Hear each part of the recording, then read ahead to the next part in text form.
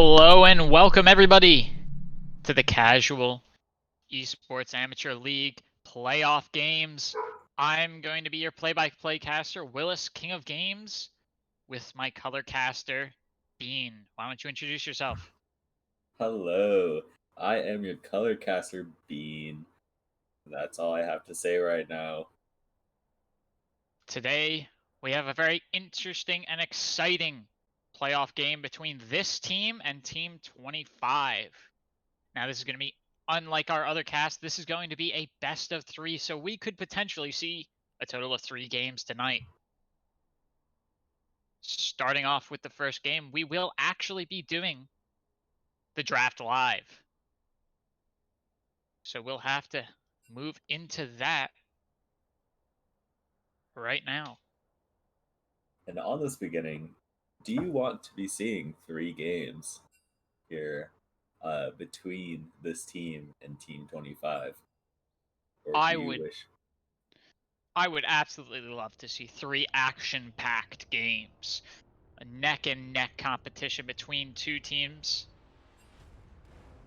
is what we all want to see. On that thought, starting off, we immediately start with a Caitlyn and a Darius ban. Caitlyn having a good amount of range and overall just being a popular ban, along with Darius. Yep, I've faced off against the Darius number of times, and he can be quite troublesome to deal with. Samira also being a very crazy and highly popular ban, being now allowed in the CEAL matches, and Warwick being banned along in response from Team 25, looking like it's more of a comfort pick ban. Yeah, I'm not surprised to see the Samira ban. We've seen so many games so far where she just really dominates the bottom lane. Yeah, she has her really good place in the meta right now. Very strong, especially being a new release champion. On the next one being Vayne, actually. So either this is a comfort pick or Team 25 may be looking, or my bad, this team may be looking to build a team that's a bit more tanky and front line. Yeah, and we do see Team 25 firing back with the LeBlanc ban. That, I think, has to be a comfort ban. Has to be. I could not agree more. And then this team immediately starting out with the Shen, a very also a strong champion here in the current meta with his map pressure and ability to teleport to his teammates, giving them a shield, and then being able to provide immediate CC after the short timer, forcing himself into team fights. It also helps hide the pick because, you know, in the current meta, we've seen Shen get play both in the top lane and in the jungle.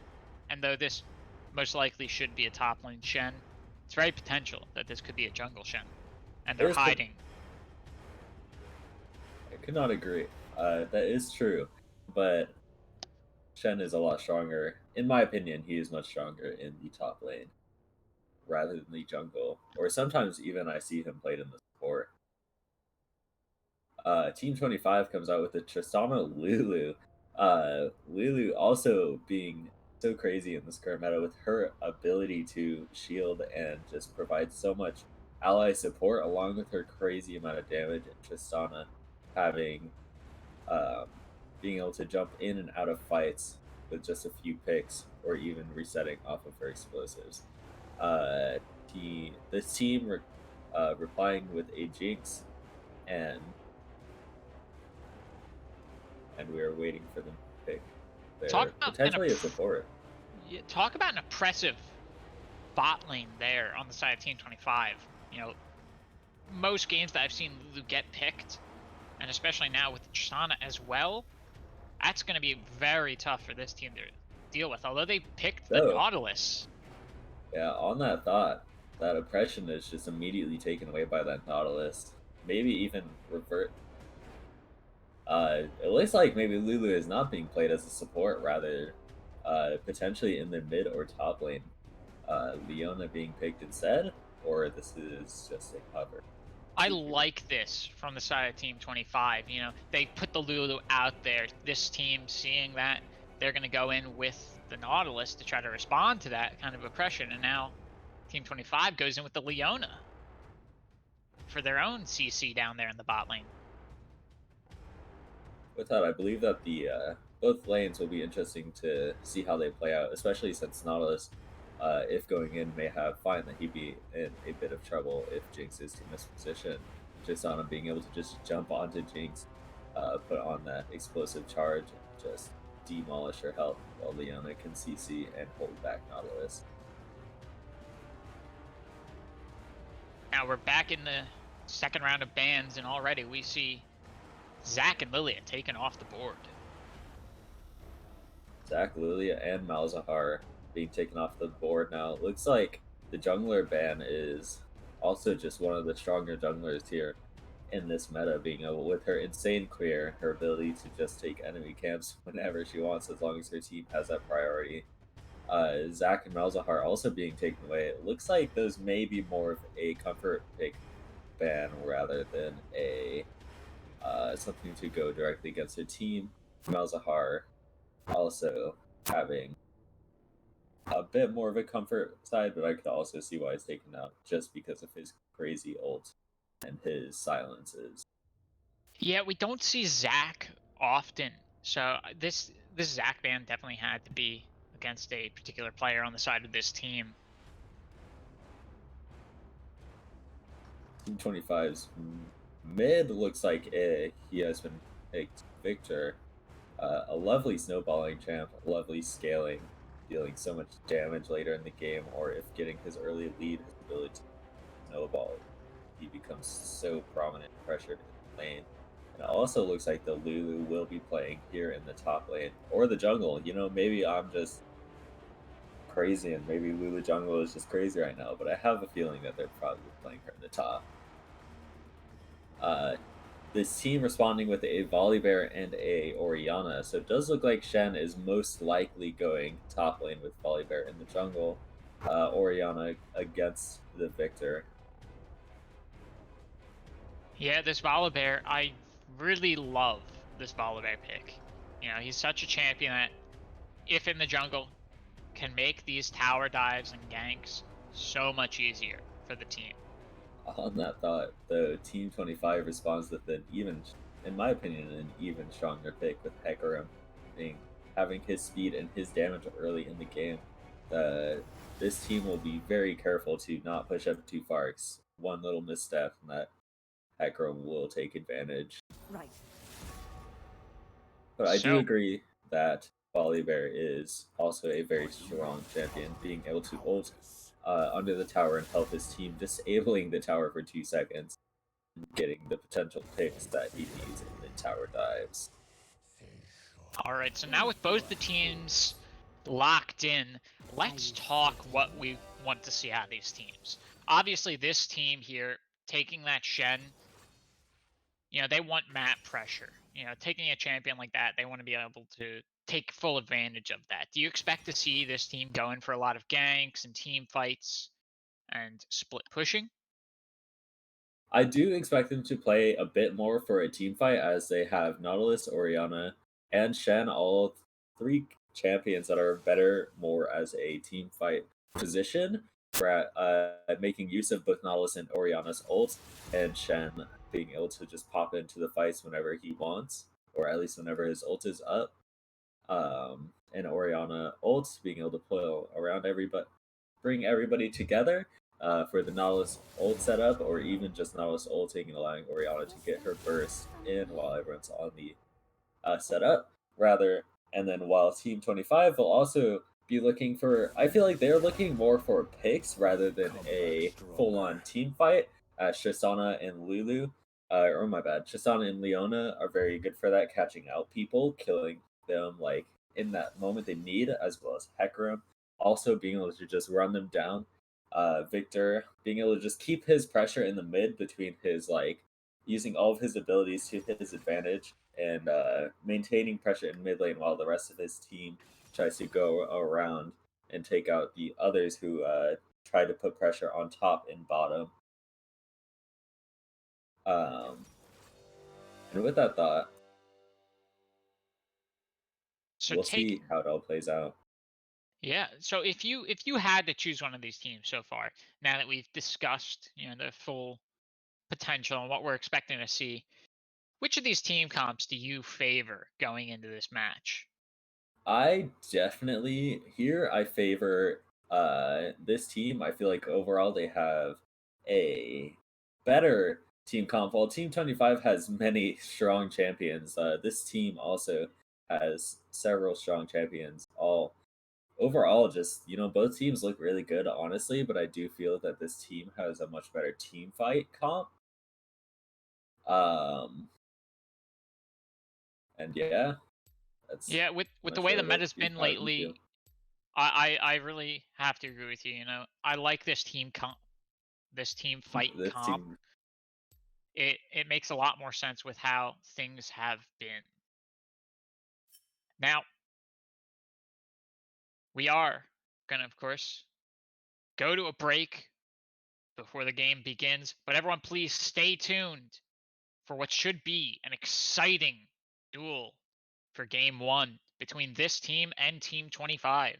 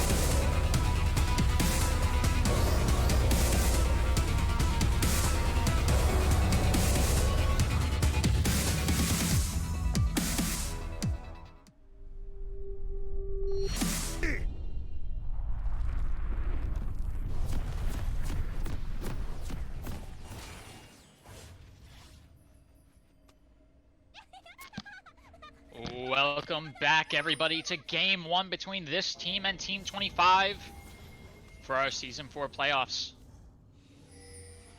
It's good to see the game actually starting as we see both teams racing right out of the gates as it looks like a potential invasion. What do you say to this, Bean? Honestly, I'm not too surprised about if they are to have a potential invade. It looks like this team is also not going to be that surprised considering they have a 5-stack sitting in that bush right there, or a 4-stack now. But honestly, from coming from Team 25, I wouldn't be that surprised if they were to take a quick invade. But though, I am a little questioned as I feel that Nautilus would prove to be a bit of an issue. But it Yeah, at looks that like level 1, getting that hook and then getting an auto attack with his passive, giving a little bit of a root, can really turn the tides in any potential invaders. We actually see the Volibear, the Nautilus, and the Jinx heading out into the river. They've spotted that ward in the bush. They're going to get that free gold before backing off to begin the first buff for Volibear. In the mid lane, we see Orianna and Victor dancing back and forth, both junglers. The Hecarim starting on the blue buff while the Volibear has started his red buff. Both bot laners, all the bot laners now heading back to their lanes having leash for their jungler. so. The first few things I'd love to mention at the start of this game is take notice to Hecarim and Victor's skins. Very lovely for this October fest. The headless Hecarim skin and the Victor's lovely little spooky skin. Also, looking at starting items, it looks like the Total Biscuit, Everlasting Biscuit, is a very popular choice here on Team 25. Looks like almost every single one of them, except for the jungler, actually took that room. Yeah, having a lower sustain for the mana. I'd expect that's because they want to have a little bit more sustain for some of these early trades and team fights to try to get a little bit of an early edge. I do agree. Looking at that, it looks like most of the typical start with the Doran's Blade starts, the Relic Shields, the Steel Shoulder Guards, your jungler items. Overall, it just looks pretty good for just a immediate beginning. Yeah, we do see Lulu push the Shen back a little bit, getting some damage off on him. It's always tough to be in a matchup where you're facing a ranged champion as a melee. Yeah, especially against a Lulu, I've noticed. She seems like such a very strong pick currently, being soon to be nerfed, I believe. I believe she's a bit too strong. We do see the Volibear starting to head north. He's crossing through the brush. The Lulu doesn't have a ward, but he's actually just gonna get out of there. Oh, sign to stay. It looks like he wants to go for this, and he is gonna charge in. The Lulu had no clue, but managed to land the Polymorph buff and flashes out of there. As meanwhile, the Hecarim went in down bot lane and got the kill into the Jinx at the cost of several flash. Shen's now back down here, and the Nautilus goes down, but the Nautilus gets the trade-off onto the Leona from the Ignite. Fairly one-sided, I would say, as in my opinion, Team 25 came out there in a 2-for-1 trade, losing their support to get both bot laners on the side of this team.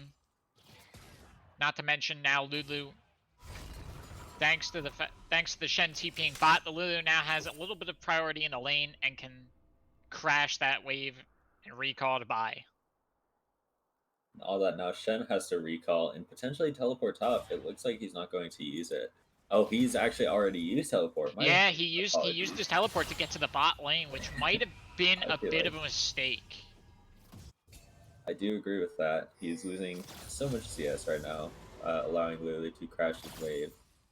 He did get a little bit at the bot lane, but I'm not sure if it was quite enough to make up for how much he is about to lose. Lulu deciding just to walk back. This is a strong position that Brocus Blade is in.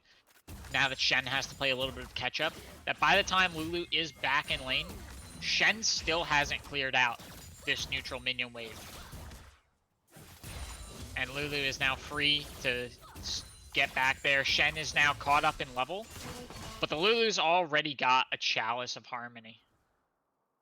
And speaking of earlier, how you said that the 2 kills in the bot lane was definitely very one-sided, that is what I had been talking about earlier when I said if they step up even a bit too far, Hecarim will gladly walk down there and destroy them as fast as possible, getting early kills.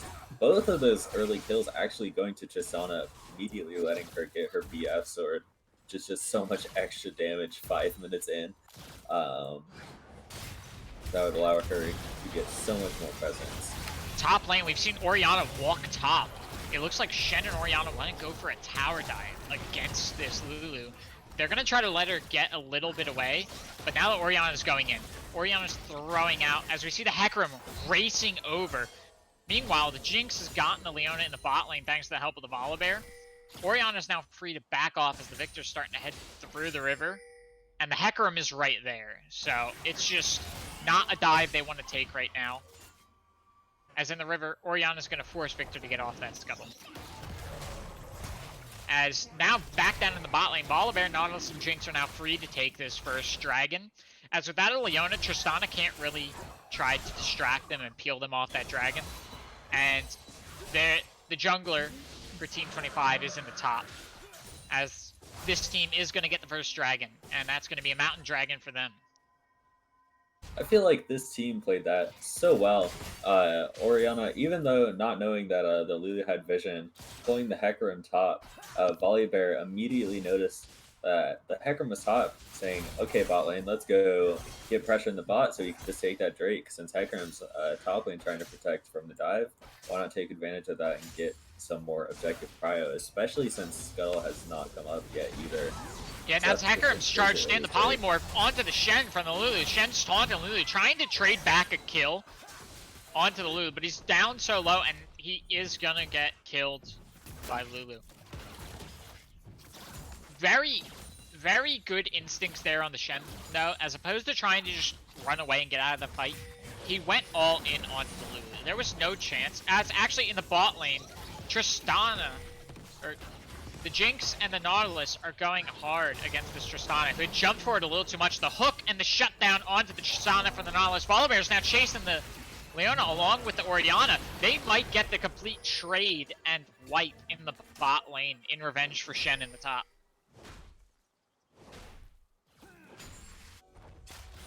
That's really good for bot lane. Although, unfortunately, the shutdown onto the Tristana went to the Nautilus. Nonetheless, that gold is going to help them get a little bit ahead down there in the bot lane, as they're now free to get some damage onto this tower before the Tristana and Leona get back. They're actually going to get a plate. This is really good for them. As in the mid lane, up top, the Victor, the Lulu, and the Hecarim are going to take this Herald. As there's nothing that Shen can do. He's spotted it and he's backing off, but now he's hanging around that bush, spotting that ward. He's going to take it out.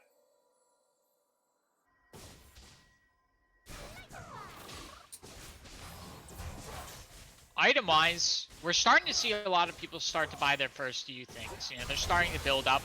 We see... Let's talk some items real fast, Bean.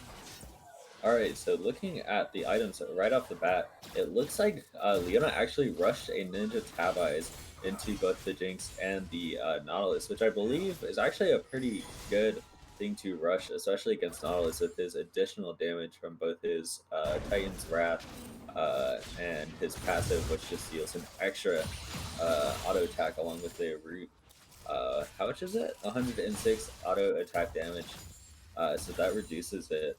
Not only by having the armor, but also by 12%, allowing her to take even more auto attack hits along with her Eclipse. Looking a bit further up, it looks like Lulu and Shen going into a bit of a trade, actually. Meantime, while Orianna came down to the bot, the Volibear's down here as well. Now Hecarim's down. Tristana gets singled out and taken down by the Jinx, and now this Hecarim's in danger. He's got to run upriver, but the whole team is up here, and the hook from the Nautilus! landing that hook and getting the crucial kill onto the Hecarim there. These are the Nautilus plays that we want to see from these players, and this team showing exactly why you want to bring a hook champion. And exactly why Shen is such a good champion to tag along, preventing any deaths and any chance for the fight to turn around, obviously, since Lulu could not TP down in time in order to save her team. And Tristana having actually, I noticed Tristana had jumped like right into the team and tried stealing out Jinx, as you had mentioned, causing her to die a pretty quick death rather than trying to take an escape and preventing another death. But lovely way how that actually ended up playing out. Now this team taking a bit of a gold advantage prior to their previous 9k. I believe they're down, no, not 9k, my bad. They're down a whole 1k. Yeah, but Team 25 will trade back and get that bot lane turret, dropping the Rift Heralds. That's going to give them a little bit more pressure down here in the bot lane as the Dragon is coming up in 20 seconds. This team has to shift around and really pay attention to this and try to deal with this, as Team 25 is investing so much effort and time into setting up for this Dragon early. As we see, the Victor is also here now. The Dragon spawning in. They know that the Nautilus is hanging around that tri-bush. And they're certain to know that this Volibear is hanging around behind the pit. This team giving it up. They're going to go try to get some pressure elsewhere where they can. And this is a smart call. Team 25's invested a lot. You know, they dropped that Herald to take that tower. They brought Victor down. They're using so much of their laners' times to get this second Dragon. It's just smarter to, instead fighting and losing a potential team fight, to just apply pressure elsewhere and try to make up the gold. I do agree, taking out that bot lane tower and immediately taking advantage of the pressure that they had at that time in order to take the Dragon. Very well played. Hecarim charging down to the bot lane, followed up by Victor. It looks like he wants to prevent the loss of this bot lane tower, as Tristana and Leona are in the mid lane.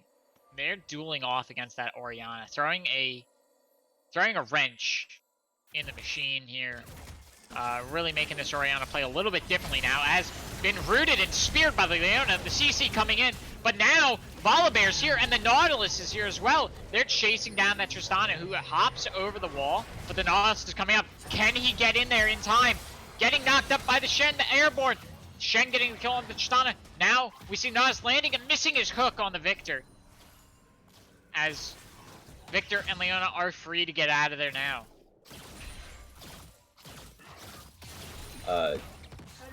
Jinx's super mega death rocket, as it is called, Jinx's rocket, hit such a nice, like,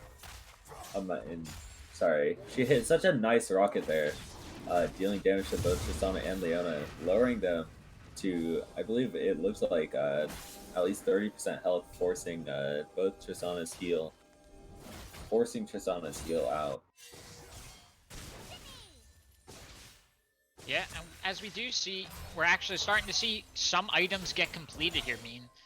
Down there in the bot lane, what do you make of these item comparisons? So, right off the bat, it actually looks like they both are pretty even right now.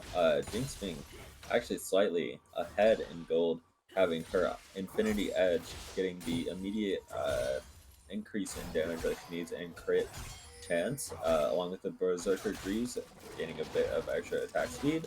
And Tristana responding, or not responding, but building a Storm Razor rather than a Infinity Edge, or another option being able to use that 120 magic damage and the slow when first engaging, so they cannot run away, and allowing her to get off her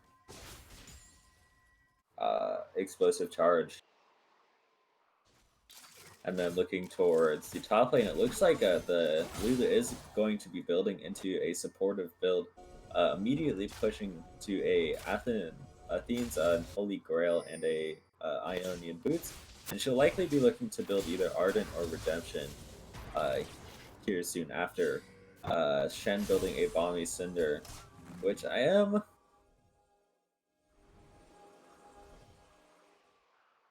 sure that's a very good item on Shen at this current moment. Volibear running his Cinder Hulk. Hecarim actually rushing a Trinity Force instead of finishing his jungle item. Not sure if that's what Hecarim is supposed to do. It will certainly give him a bit of an initial power boost. The stats alone that you get off that Trinity Force will make it a little bit tougher for them to deal with that Hecarim. I do agree, especially with that Rage passive, being able to give him that extra bit of movement speed while chasing down his opponents. It does look like Victor now has his perfect tech score where he has just been playing a lane that he's more like, rather than just running around rotating and playing all around PE, played more of a just plain CSing lane where he just wants to get his items in his ability towers that he needs, especially with his perfect hex score, which provides him with an extra 100 ability power. Hecarim charging in after this Nautilus and Orianna. Orianna throwing out the spheres, but the Hecarim ult charging in along with the Leona ult means that the Orianna is just going to go down real fast. But now Shen is here along with Jinx, but the Volibear is going to fall down to the combined attack of Team 25, who also get the Shen. Now it's just the Nautilus and the Jinx who have to retreat and fall back behind the safety of the tower as they're just laying down the damage. That Victor beam burning Jinx down to half health makes things really tough. As the Cloud Drake is spawning in 20 seconds, this is most certainly going to be a Team 25 Drake. Volibear's just coming back up as the Drake is spawning in 5 seconds. This team either needs to all pivot and rush to the Drake to try for a steal, or they just need to give up on it. And I really don't think they should try to go over there. That's just a death pit waiting to happen. I agree. I definitely think that they should just be looking to push both the bot lane and the mid lane and try to return the pressure towards the center of the lanes.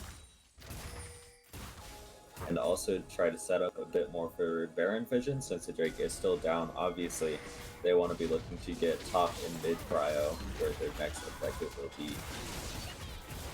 Potentially also setting up a split since the, not necessarily a split, but at least trying to take out that bot tower.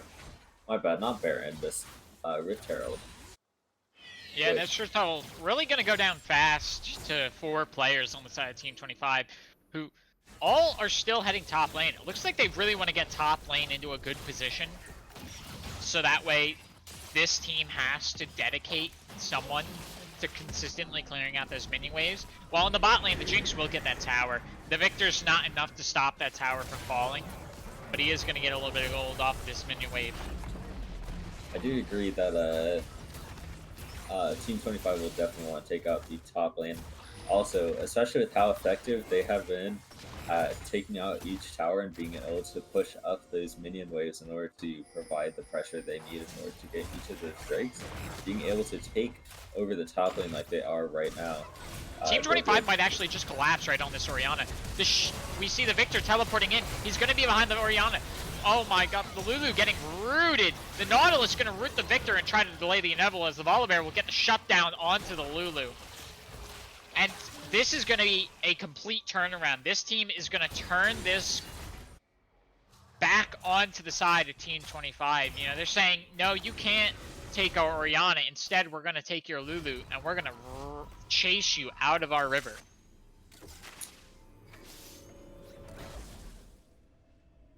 That was an interesting pick, I believe, that turnaround. It looked like Orianna was unintentionally, but successfully baiting in order to get that kill, giving them 1 extra kill while playing from what seems like they're playing a bit from behind, so that 1 kill may be just what they needed to get a bit of extra gold and be able to bring their way back to the game. As they're not very far out, but every little bit helps.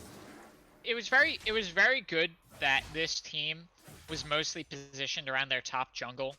The moment that they spotted that Orianna was in trouble, they all knew to rush in there. I mean, even with the Victor teleporting in behind, I think that might have been a bit of a misuse of the teleport there. As by the time he had fully teleported in, this team was already in the river. and surrounding the Lulu. I do agree. On that thought, it looks like the pressure is actually going to be, at least pressure in mid is going to be returned back to this team for the time being, especially with Leona Chisana being top lane. Orianna going in and getting a little bit of an initial start on this fight. The Tristanas get the Orianna, but then the Jinx gets the kill onto the Tristana, and this Hecarim charging in. They're gunning down this Leona. They're not letting Leona walk out of here, and they're going to get the double kill on the Leona. But now Hecarim's in danger, as we also see Hecarim falling and the Victor falling. This Lulu is the only thing left for Team 25, and she's got to run, but she's been taunted, and now the Volibear and the Shen are going to get the ace. That's a full squad wipe. Team 25 is in bad shape, as this team is going to go and try to take the Baron. And this is a really good play here. I mean, most of these respawn counters are still at 10 seconds. And I do agree that that is a really good play now that they have obviously aced the enemy team, running straight for the Baron, and honestly, just as I've been talking about all game, returning pressure back to them. Especially with Baron, they'll be able to take out that mid and potentially taking out the top tower. As well as getting the gold lead that they need in order to start snowballing a bit more in the game.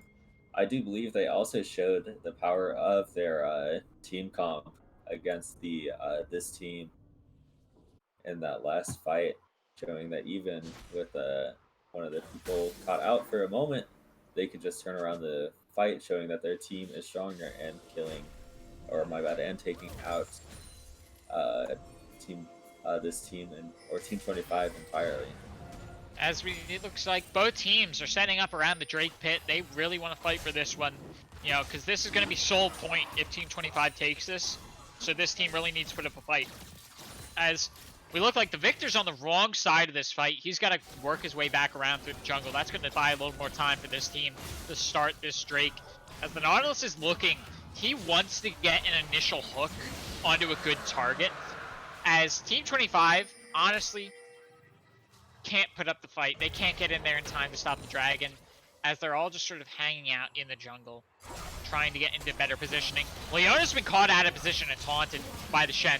He's going to try to get this initial kill on the support, which will make Team 25's team comp a little bit worse for team fights, as the Leona will go down now. Lulu's shortly right behind him. They're now free to use the rest of their Baron buff to start pushing into the mid, as they've got this minion wave with them crashing. This tower does not stand a chance against this team. The power of their team comp really starting to come online now that they're starting to pick up and stack items, as their Jinx has hit 2 items, while the Tristana is still trying to complete her second.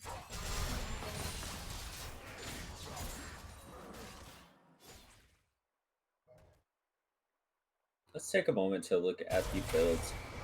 Lulu is still building into a supportive build, building an Ardent Sensor right after her Unholy Grail, trying to provide the one teammate she needs with the stacks of the Unholy Grail and healing them and providing a larger shield.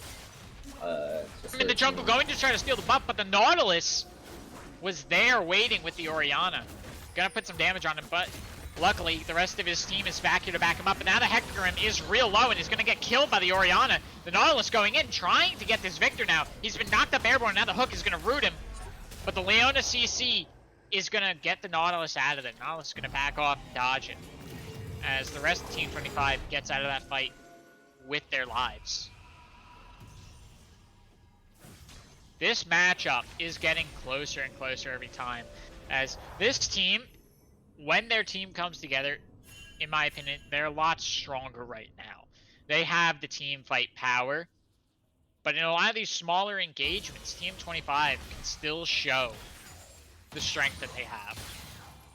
I definitely agree, especially the Team 25's comp. They will be trying to look for the smaller engagements to try to pick off whoever they can before going into a larger fight.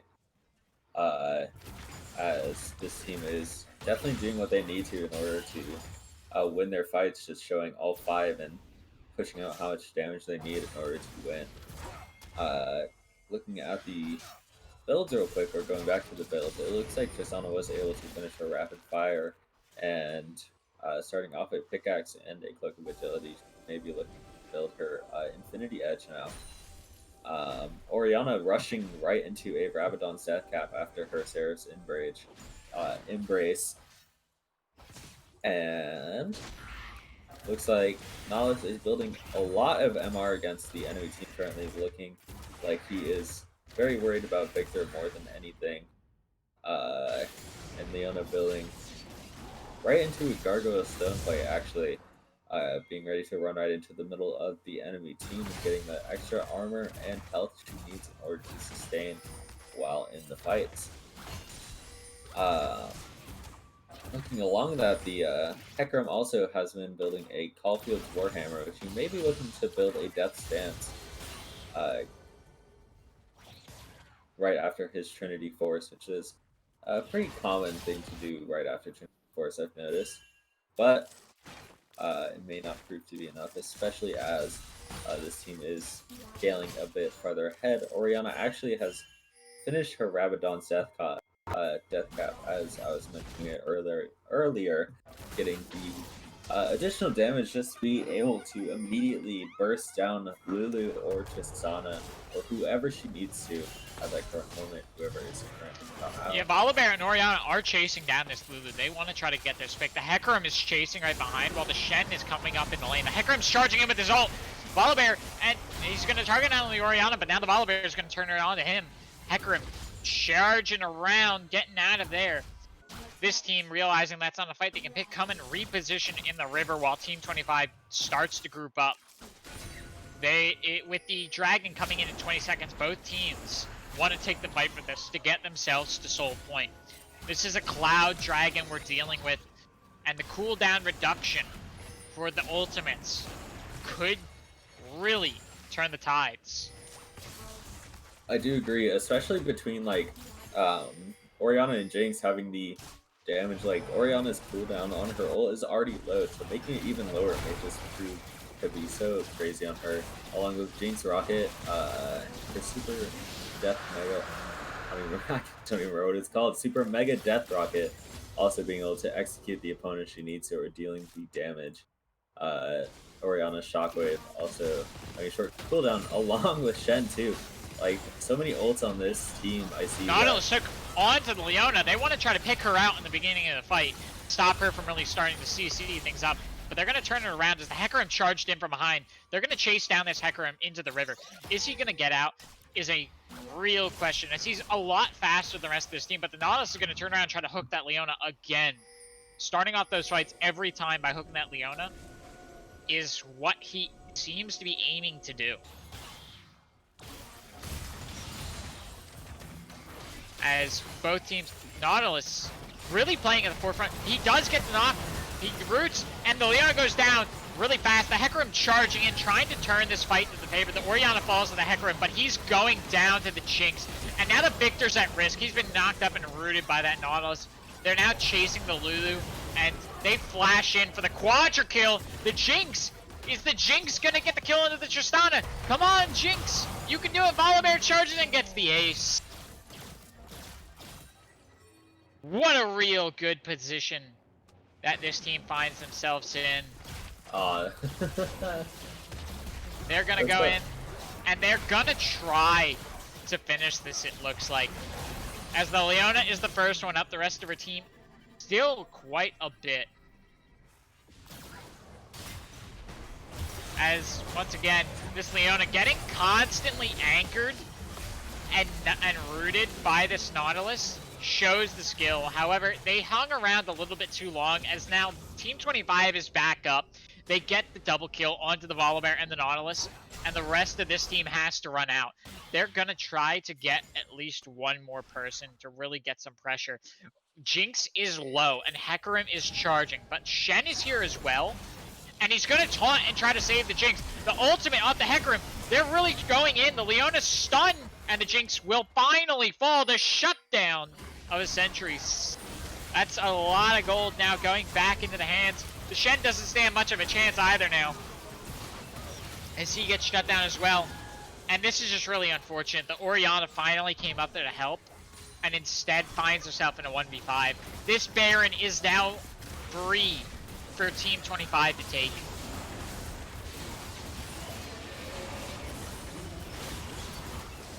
This is such an awkward moment for this team, especially since all this gold had just immediately been returned over to Team 25.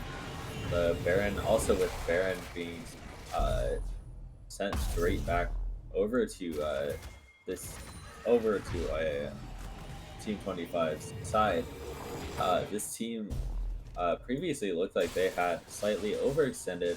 Team 25 taking advantage, especially of their team comp and the Hecarim, taking the little picks that he needs in order to show the worth of his champion, and very obviously and successfully doing that, taking out all of those champions, the Jinx, the Orianna, and just all the little champions, all the damage threats that they needed to take out in order to get the Baron and try to return the game back over to their side.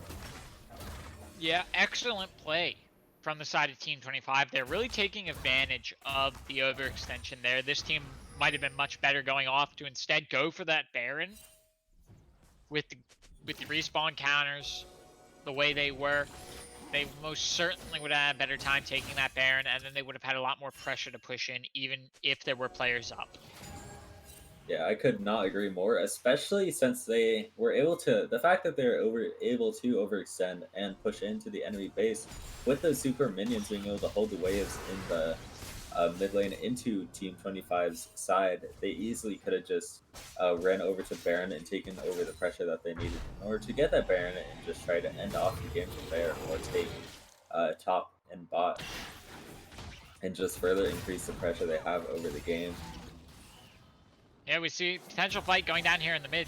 Both the Leona and the Nautilus, if you've noticed, throughout these fights, find themselves at the forefront in the beginning. Both of them trying to land their respective control abilities to pick out an opening target for their team. And so far, the Nautilus has been winning these battles. He's been consistently landing these hooks onto the Leona.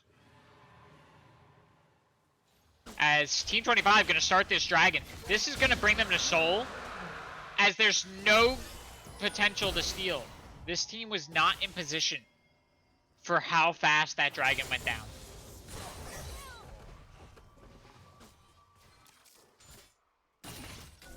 As we're starting to see now a lot more items get completed on both sides. Both bot laners have completed 3 items. Both of them hitting that power spike.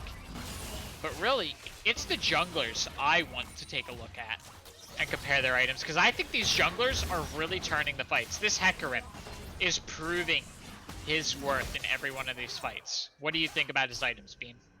His items are so good for him because of that Death Stance, all of his abilities being somewhat AoE, and also just overall being able to do a lot more damage.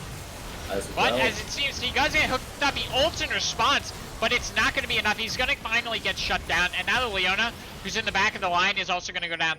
This Nautilus is overextending and chasing after to see if he can land a hook, but he's going to get stunned down. As even if he's at the front right now, this Victor is a little bit too fast, and the Tristana can't get caught by the hook at the moment. So on that thought, with the Hecarim building to become even more tanky, immediately building right into a Warden's Nail, as well as trying to counter off the bit of extra healing that Volibear and Shen get while fighting with his Executioner's calling. The Volibear also building a ton of magic resistance. He builds right into a Bramble Vest and a Warden's Nail as well with building to his The Shen getting stunned, and he's now been getting whittled down by the Tristana. Finally gets killed by that Lulu. As the Hecarim's back up, he's charging down, trying to get these kills. The Nautilus rooting him, trying to delay for the rest of his team, but he pops his ult as we see the flash off of the side of the Jinx. Oh no, as the Nautilus goes down to this Victor. This Orianna's in trouble, as that Hecarim means business and will get the kill onto the Orianna.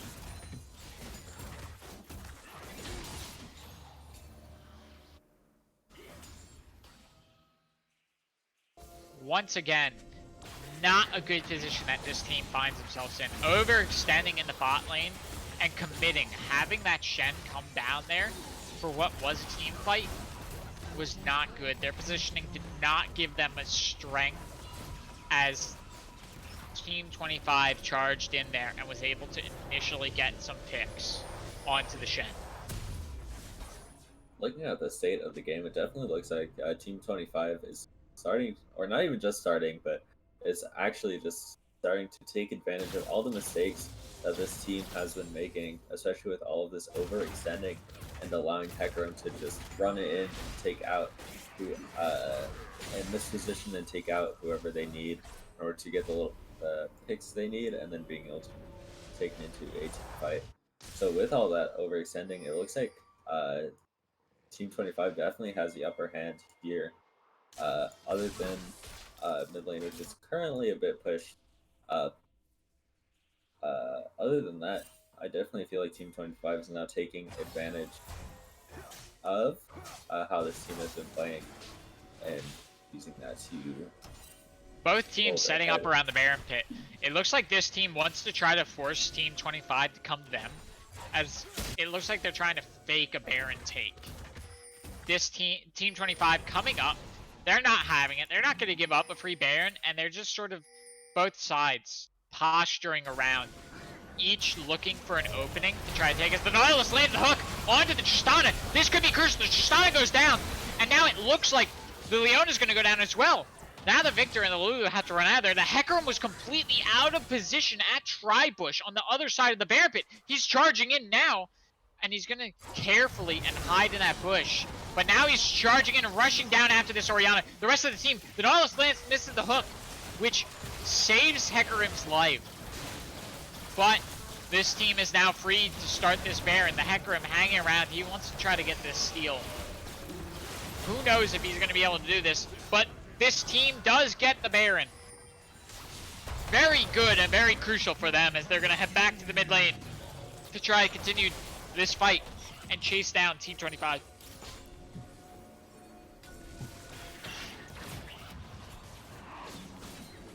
And in their continuing shakes, the Dragon is now up, and they're just going to go for this. They're going to say, we're going to stop chasing you, we're going to start taking this Dragon, and we're going to get the soul unless you fight us. The Orianna falls to the Victor. The Hecarim's charged in, but not enough, as if he's in stun. He's been airborne. There falls the Lulu, and there falls the Hecarim. But now the Tristana and the Leona are back up, but they're a little too late for this team fight, as the soul has already fallen to this team, with Baron buff and Cloud soul, and 3 members of Team 25 down. Let's see how far they're willing to take this, how much they're going to push in to try to do damage, as they're going to start on the middle inhibitor. They are definitely going to be able to take advantage of this Baron right now, especially with Lulu, Hecarim, and Victor all being down, leaving only the bot lane to remain. They can definitely use this to their advantage to take. Yeah, the Leona getting caught out in the middle of the group, falls to the Jinx, and now they turn it around. The Tristana gets the kill onto the Nautilus, which is real unfortunate, but the second tower is going to fall. There's no towers defending the middle core. Hecarim charging in. He's going to get the shutdown on the Jinx. They've overextended once again. They're not able to finish this. The core is let so low. And now the Orianna's the only one up, but she died earlier and she doesn't have the Baron buff. But now this is really crucial. Team 25 has to pay attention to the mid lane now, because if any members of this team have teleport up and a wave gets close enough to the core, they can go for the backdoor victory and just ignore a team fight and teleport right in and go for the win.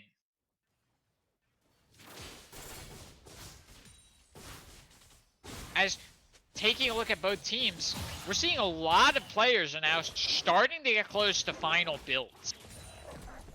Both junglers finishing their what appears to be their third items. The third items, the Hecarim has built a Randuin's Omen, looking to slow down the enemies a little bit and also prevent all the damage from Jinx's crit strikes. try to just tank a bit more against the enemy team, especially since Jinx is their current a huge damage threat, having her consistent damage and her ability after getting one kill, being able to increase her attack speed and movement speed to deal even more damage even faster. Uh, Along with the Death Stance, which is I feel like is a bit also a very strong choice in this fight, especially against the Orianna, who may look to burst down the team, but obviously she cannot burst down the Hecarim as much. The Lulu has built a Zonya's Hourglass. I think that was a while ago, actually, looking to try to prevent herself from taking as much damage from the Orianna fall. Um, This team positioning around the bot lane looks like they want to try to take this spot inhibitor. They've brought 4 of their players up. They're just waiting for this minion wave to really take full advantage of this. And now it looks like the Hecarim and the Tristana stepped away for a brief minute. They're going to go in. They're going to try to make something of this. But now that Tristana's back, they didn't fully commit to this. And now the Hecarim is making his way over. This is not a fight they want to take. They've been here before. They've seen what happens. But they're going to try to take it anyway. The Hecarim ult charging in. And they're going to go for the fight. We see lots of stun, lots of CC going out. The Victor gets the ult onto the Orianna, but Victor gets burst down by the Jinx instead. We now see that the Tristan has fallen, and there goes the Leona. The Hecarim, he's run away. He's gone back to heal. The Lulu stands between defeat and the Hecarim charging in. He's going to try to finish, but the victory is going to go to this team. Finally getting the victory in what was a 41-minute back and forth slugfest. I am at a loss for words over that victory, Bean. I definitely have something to say. It was definitely such a lovely back and forth game. Uh, Obviously, the win going into either side's hands, honestly, several times with the Baron plays and the deaths before objectives. But obviously, this team was able to take, be it was able to dedicate so much to get the inhibs, and even with all of their overextending, it may have actually worked out in their favor in the end, taking out all of those towers and the inhibitors, and then obviously fighting that last team fight and winning the game. Yeah, that was quite amazing. Now, if you had to choose someone on the side of this team who was there every time, who was putting the team on their back and helped provide that game 1 victory, who do you think you would have to give it to? I believe that uh, all three specific players. I feel like Oriana, Jinx, and Nautilus have all played very well. And then obviously Shen and Volibear also played very well. But looking at those three, honestly, it looks like it may go to Jinx, especially since looking at later in the game, she was able to put out the consistent DPS and damage, or my bad, damage, DPS and kills that she needed in order to bring the edge over the team fights and end up winning them. Obviously, I like to put a pointer out to Nautilus and Oriana. Nautilus being able to catch out those people and providing the engages their team needed in order to get those kills, and Oriana also having the burst and ability to catch specific players out and just being able to capitalize on how much is going on. And now we're going to start setting up with such a rousing game 1. We're going to start setting up now for game 2. Now, obviously, this is a best of 3. So, this team really wants to try to set this out. They want to get this game 2 victory and give themselves a 2-0 win. While at the same time, Team 25 clearly has to put up as strong of a fight as they can. They need to take this now to game 3. So it's a bit of a tougher challenge for them, but not all hope is lost. As how back and forth that game was, we can obviously see that there's still chance and still hope for Team 25. There is definitely still hope, but the pressure is definitely on for Team 25 now, having being down one being down 1 point now, they cannot lose another, or else they will have obviously lost the playoffs versus this team.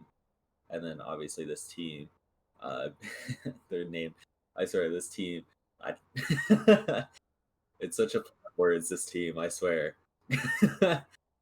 Their name is just driving me crazy right now. This team having that point ahead, they're definitely in a very good mood now, and have obviously a bit of pressure taken off of their shoulders as they still have room to make mistakes and lose, but obviously still have the pressure to be able to just 2-0 it in order to win the playoffs versus Team 25, not themselves. Exactly. As in best of threes, a lot of people count it out, but momentum is a huge thing. Team 25 just had a crushing defeat. They narrowly lost that game. It coming down to just a few crucial team fights that allowed this team to just push right into their base. If they can't shake that off and come in with a fresh mind, then it's very possible that this team will just right off the bat have that leg up on them. As this team has nothing to think about besides the fact that they just won their first game. Is that a lovely start?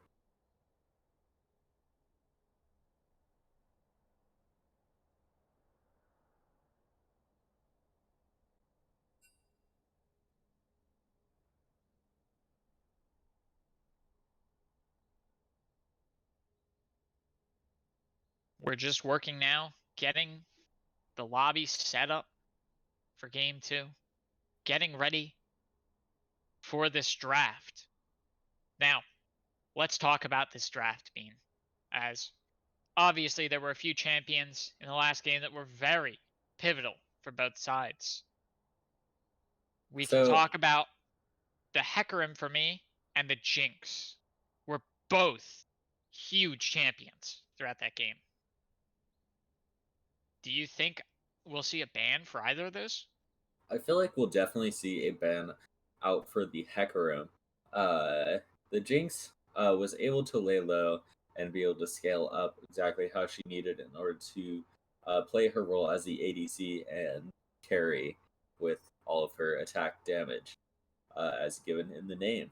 But the Hecarim did definitely play a huge role in trying to carry his team on his back, uh, while trying to obviously take the win away from this team. Yeah, for me, honestly, I would not be surprised if we saw a Hecarim ban. For how often he quickly turned around those team fights, if this team can't either devise a strategy to deal with him, or they might just have to ban him out to deal with him. As we now start to head over to our draft, we'll see what this team and what Team 25 have for us this time.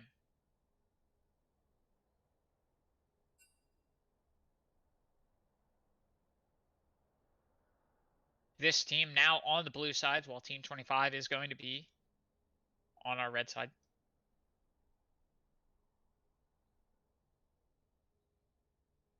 Oh, correct that. We do see. Let's start talking about these bans, being as we're starting to see our first bans get fired off on both sides. So right off the bat, this team starts with a Caitlyn ban, and Team 25 actually responds with the Jinx ban. So It I guess seems they like they were afraid of that Jinx. are a little afraid of what had happened last game with that Jinx. This team responding with another Vayne ban, and Team 25 taking out Darius once again. Yeah, I'm curious to see if they'll actually go, and they will take the Samira again. I wonder if they really just don't want to deal with Samira at all, especially since they had the first pick there. They could have left Samira up and allowed to either first pick that insanely strong champion, but maybe they just wish not to see her at all, which I do see as being understandable.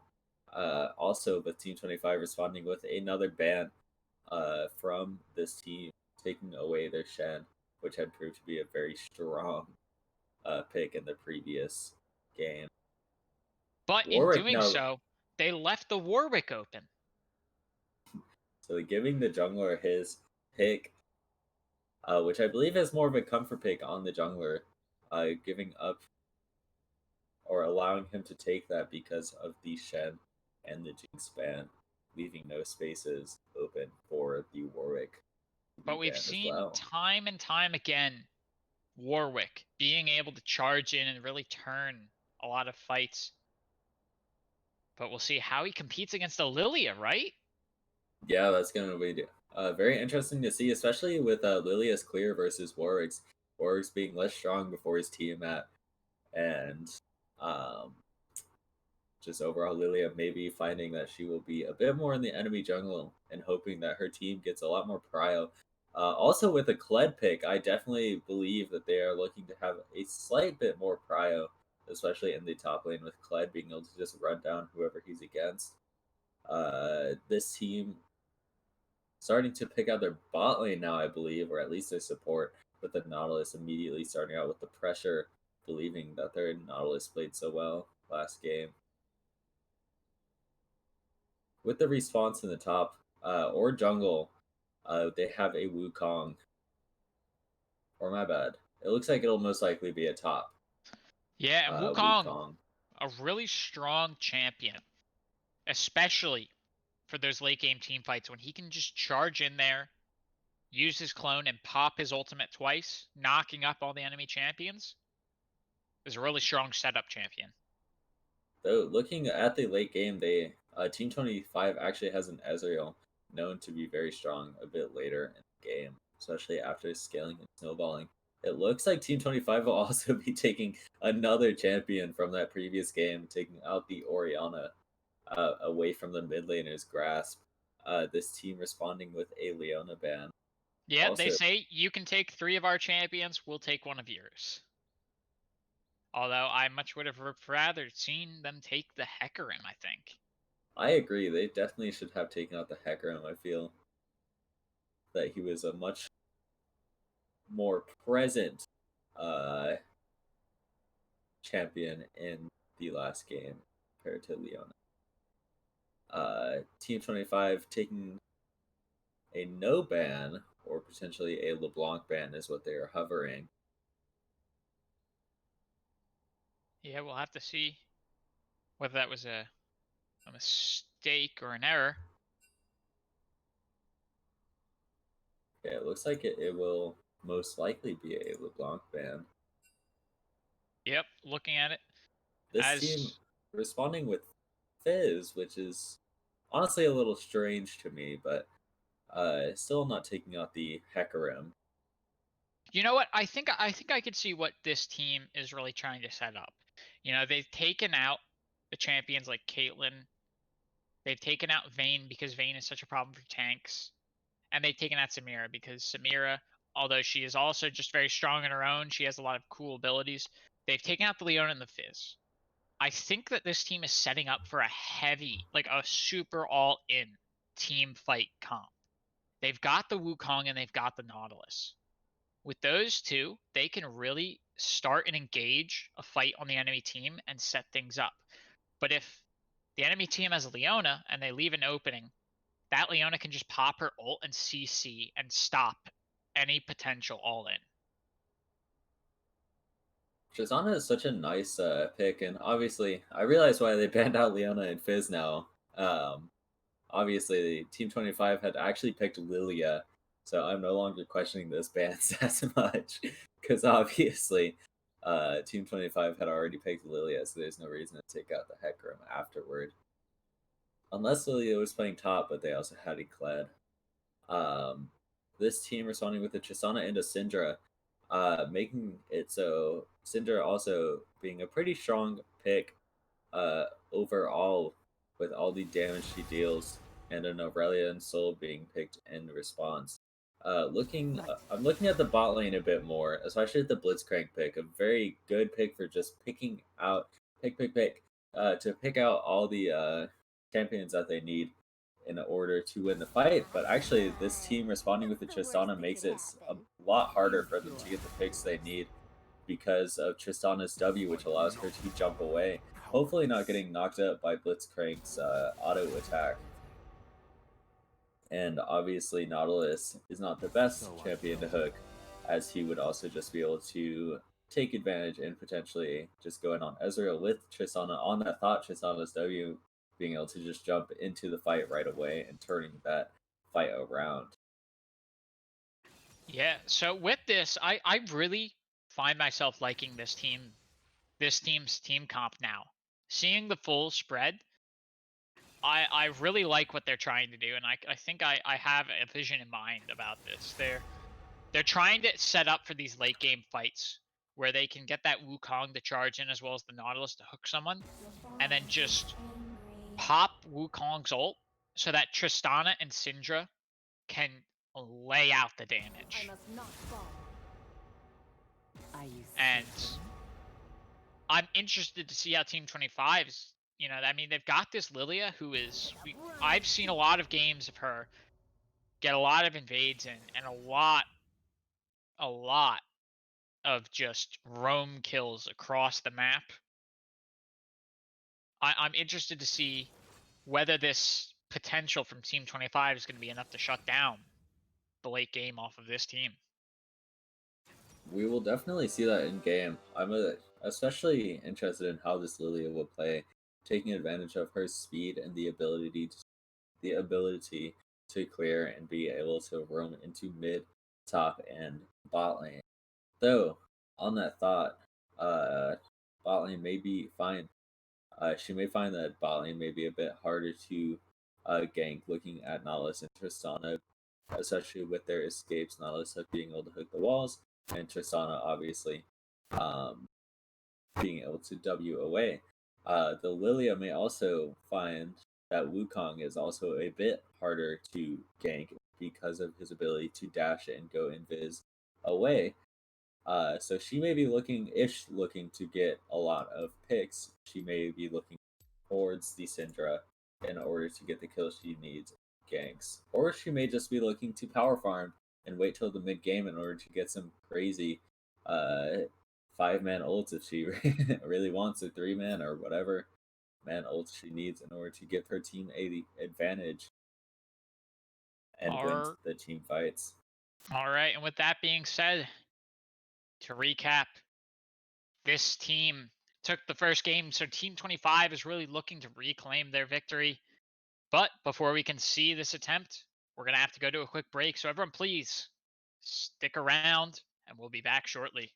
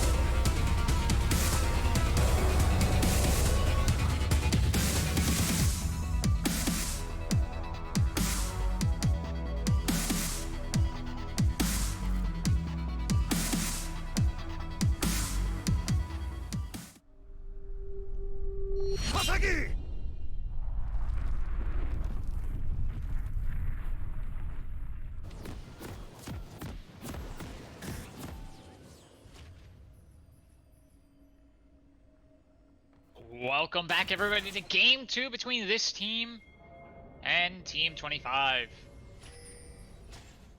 We see both teams rushing right out the gate. And Bean, do you think we're going to see a successful invade this game? I definitely think that Team 25 is looking for a pick, especially with the Blitzcrank early invade.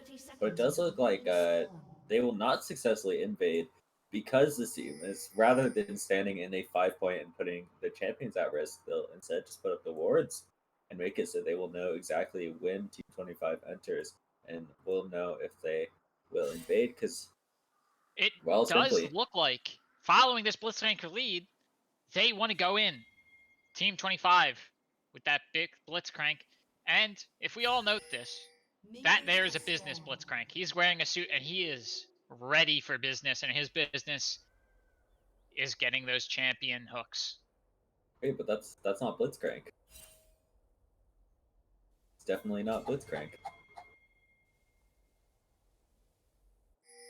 In the top lane, the Syndra, the Warwick, and the Wukong have made their way in. It looks like this Warwick wants to try to get an early kill. Now he's actually going to go and steal that red buff, while the Lilia as well stealing red buff. Both sides stealing their initial buffs as this Ezreal Blitzcrank make their way back to lane now. The Tristana and the Nautilus are a little bit ahead. You know, they've cleared out their first opponent's wave. They'll hit level 2 first. So we'll have to watch closely and see if they decide to go all in at level 2. They'll have a brief advantage. It does look like in the jungle, the Lilia was able to take out the Raptors almost immediately, especially with that invade, taking advantage of her clear. It looks like Warwick will not be full clearing her red side, rather going straight to his blue. So this will give Lilia an immediate CS lead, just right off the bat, taking advantage of her champion and her faster clear. Yeah, this is the power of this Lilia. She's free, and she is fast and quick to go and invade. And this is just going to make things a little bit tougher for the Warwick, who's got to be a little bit more on top of his clear game. As Lilia is already making her way bottom, it looks like she wants to try to set up alongside the Blitzcrank and the Ezreal for an early gank. As Aurelian Soul hanging around the Dragon Pit. I'm curious to see what exactly is going on as the Wukong is pushing this Kled. You know, this matchup, this Wukong, I think is going to have a bit of an easier time against this Kled initially.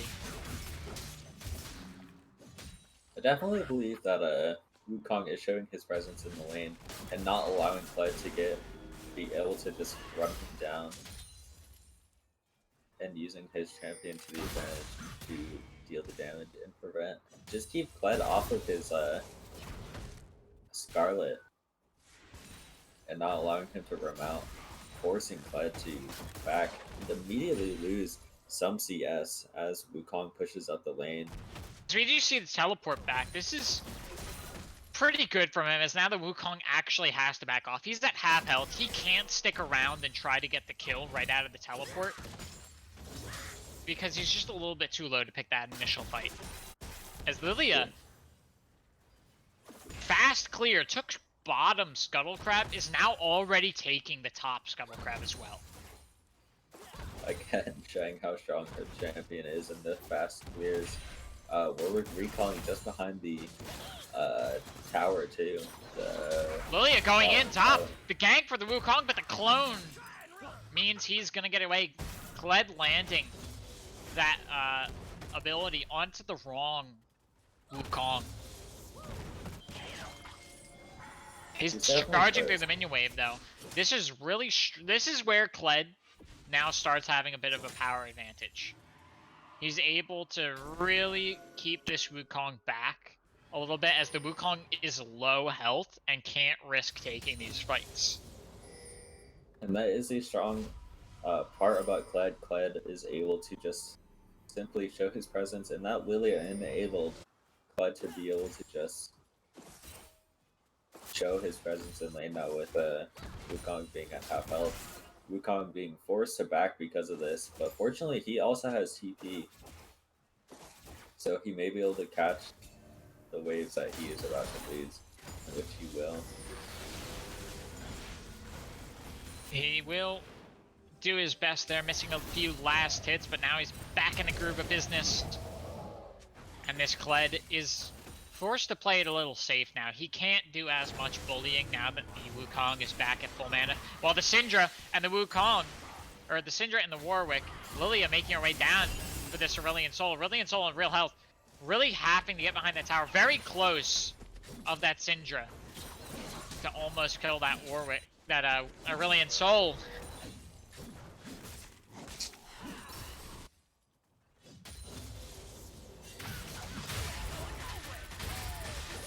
So, with the mid pressure that they're just about to gain, they will be able to take the dragon. Yeah, you do see 4 champions on the side of this team going and confirming this first dragon. Means that Team 25, they're better off just not going for it. Lilia instead gonna go continue her clear in the jungle. But Wukong pushing in against this tower. He's most likely going to get close to taking a plate or take a plate regardless. As Kled is back, he's got to run back up the lane. He doesn't have TP up. Lilia's close by. Lilia could go for this, and it looks like Lilia does want to. Aurelion Sol coming up as well. This Wukong is in massive danger. He's stayed a little too long, taking 2 plates. Means that he's been stunned, and now he's going to fall to the hands of the Aurelion Sol. First blood gold going to Aurelion Sol. Did have to burn ult for a kill there, but that is alright, as he did end up getting it in the end. Both his flash and barrier is down, so he may have to worry a bit more about ganks in the future. But with the kill in the top lane, unfortunately Kled not getting any assist, but still being able to push up the wave and deny some farm from the Wukong. And returning pressure to the top in order for him to get Scuttle. He's got to catch back up on CS now, as in the top lane, you know, he fell back a little bit behind the Wukong during his various backs to base. He's now, I'm not quite sure what he's doing. He's backing off away from the lane. The Wukong is now free to sort of return back. Ward's getting planted on the side of the Kled. It looks like he's making his way. No, the Aurelion Sol went down a little too fast. You know, he's going back and forth between deciding to try to go and help Lilia with the Syndra or not. Instead, he's going to go up and defend against this Wukong. Lilia actually getting really low there during that fight against the Syndra. Just showing the sheer amount of damage that she can actually output, being able to 1v1 that Aurelion Sol, as well as keep that Lilia back. Team 25, I've noticed, is doing a really good job at getting early objectives. I'm not sure, they must be communicating it, telling the team to get the pressure that they need in order to take each of the objectives. Obviously, as I've noticed, as soon as Scuttle came up, Wukong immediately went to push up his waves, and Syndra, obviously, even though she was having a moment being in a bit of a fighting situation, she's still able to push up the waves and get the priority she needed in order to get this Rift Herald. And then obviously in an earlier play to get the early Drake, bot lane had also immediately pushed up their lane to get the priority they needed. Yeah, Syndra once more catching Aurelion Sol out and all the way up at his lane. As she's gonna almost get that kill. Aurelion Sol returning with the ultimate. Syndra's really low. but there's no follow-up. No one's in a position to help out, and Aurelion Sol is way too low to go and chase this down. He's making the smart play of recalling. Kled now going after this Warwick and this Wukong. The tower's gonna fall. Kled's gotta run away as that tower goes to the blue team. The first tower gold in the hands of this team. That level up that Syndra had right at the moment was so fortunate for her, because if she were to not level up right there, Aurelion still would have got that kill. The caster's dealing like just enough damage to have killed the Syndra, but she leveled up. Such a perfect moment for her. It's been a pretty calm bot lane this game. Yeah, it seems like both teams are really trying to apply pressure on the top and in the mid lane. Leaving the bot laners to their work, you know. The Nautilus, the Tristana, the Blitzcrank, and the Ezreal, they're just going to do as they please. Both sides have just been farming. We've seen no kills and no real fights down there. It's going to be interesting as now with Dragon, number 2, 30 seconds away, whether or not any team will actually look to apply and get pressure in the bot lane. Warwick is hanging around in tri-bush down there. Nautilus throwing the hook, landing onto the Blitzcrank. The root, he's going in. The Warwick's charging in as well. The airborne onto him. He's been got. But he flashes out. The Tristana going in to get the kill. And now the Ezreal turning this. Both the Nautilus and Tristana are low. But oh, the hook almost lands as well. Lily is here now, so Warwick, Nautilus, and Tristana have to play this careful. Warwick going in hard against the Lilia. The Lilia falls! And now we see the TP from the top lane. Kled's down here now to back up the Ezreal, while the Wukong is free to keep pushing that top lane. The dragon has spawned, and Kled's gonna start making his way back up the river. What a decisive trade there for this team. Getting 2 kills and forcing the TP off the Kled. As we see, Wukong TP down the middle. He's going in after this Aurelion Sol. He's chasing, he's using his ult, doing whatever he can. He's charging it, and he gets the kill onto the Aurelion Sol. The Kled now is in danger. He's popped off. The Blitzcrank missing the hook onto the Syndra. The Wukong is going in. He's going for this Kled, but he's backing off. He's been ignited, and he's going to die to the Blitzcrank. Drowsy and asleep is the story of Syndra, who will fall to Lilia.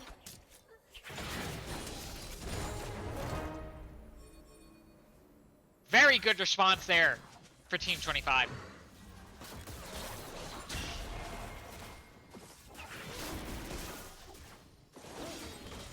Taking a moment to look at the builds a bit, top lane Kled has built his Tiamat, looking to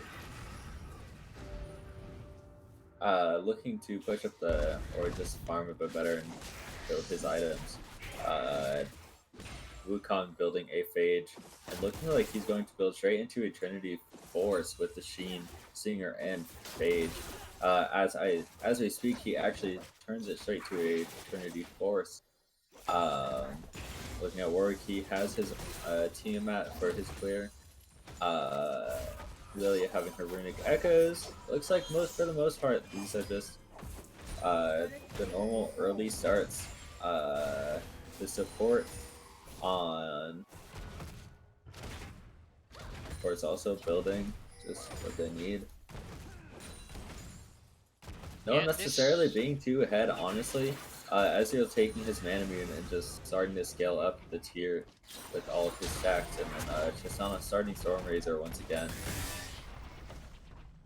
Yeah, this Trinity Force is going to be good for this Wukong. That's a huge power spike. It doesn't seem like it, but for the Wukong player, that's going to be a lot. However, it's not going to help him very much in this situation when the Aurelion Sol charges up top. Instead, he just has to rely on map judgment and back off at the right time.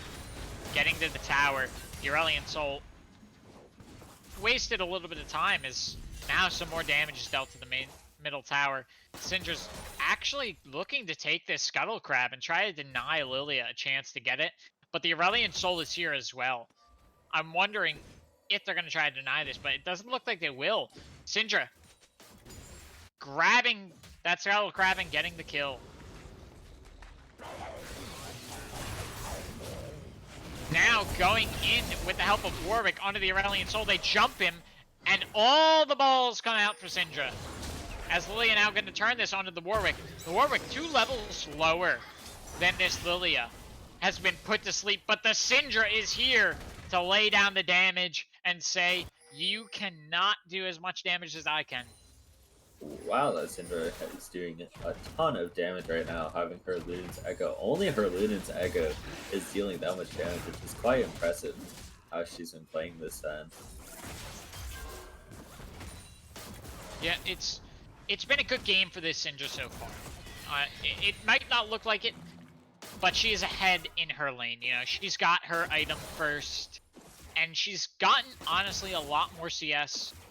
She's got a huge CS lead over the Aurelion Soul.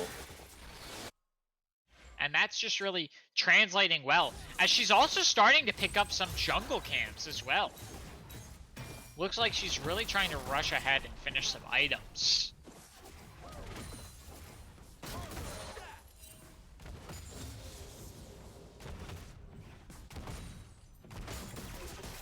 Aurelion Soul pushing forward, trying to keep this Syndra off of being able to do some damage, but oh boy, that was a good amount of gold from a minion toss.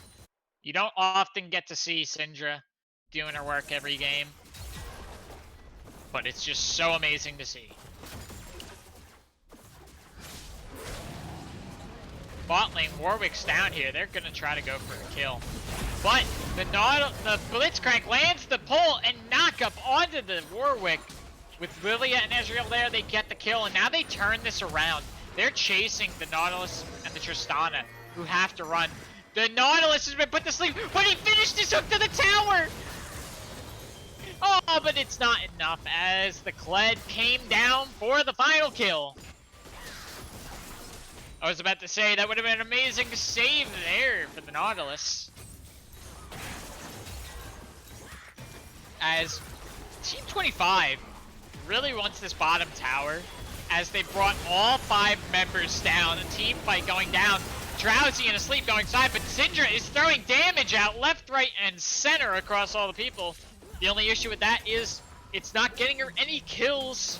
It's just putting them all at half health.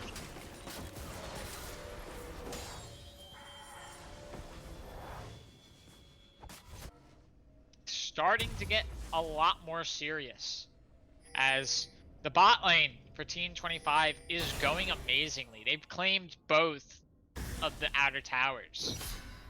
That's so much pressure, as Dragon is now coming up in 5 seconds. While this team is all up, they're all already at the Dragon pit, save for Tristana. Team 25 is racing down there. Lilia at the Vanguard. We'll see if she can make anything of it before the rest of her team gets here. As it does look like she's pulled them right into the team. Knockup's going left, right, and center. Warwick gets the kill onto the Lilia, but the Warwick falls down to the Ezreal. No jungler for either side means this Dragon fight is going to be a lot tougher to deal with. No smite for the Dragon, as Team 25 starts this Infernal Dragon. Nautilus trying to land the hook onto a Blitzcrank from the side. Not working out good for him. They're really positioning in. They're getting damage onto them.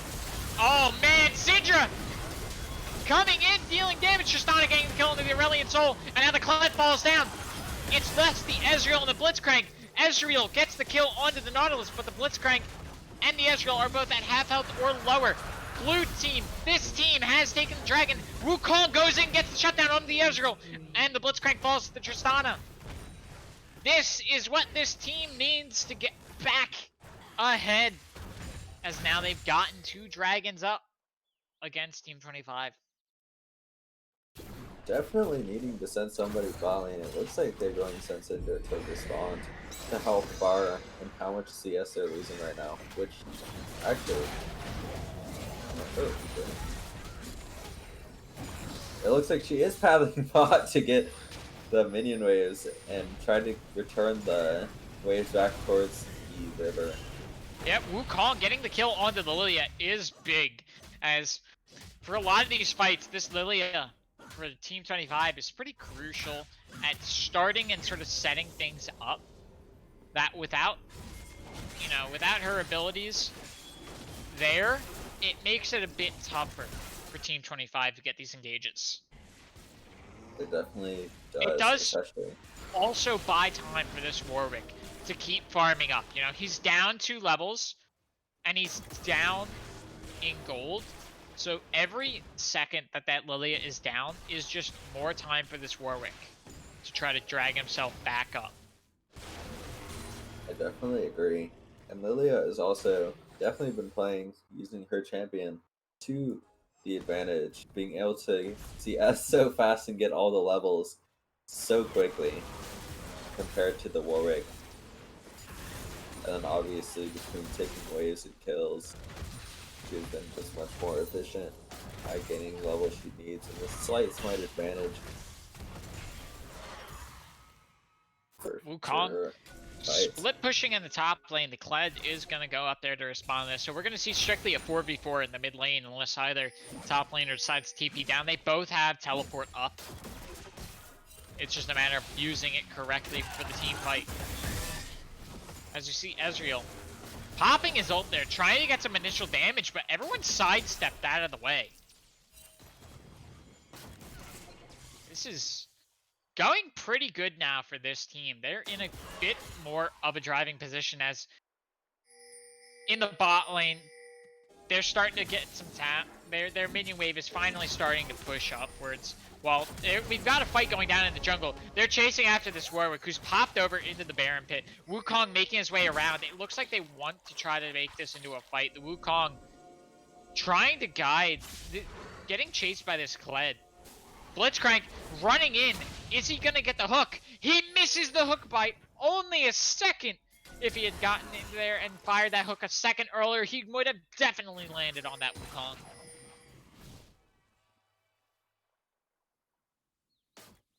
But They're definitely looking at that support to get a really nice hook in to try to get his team a pick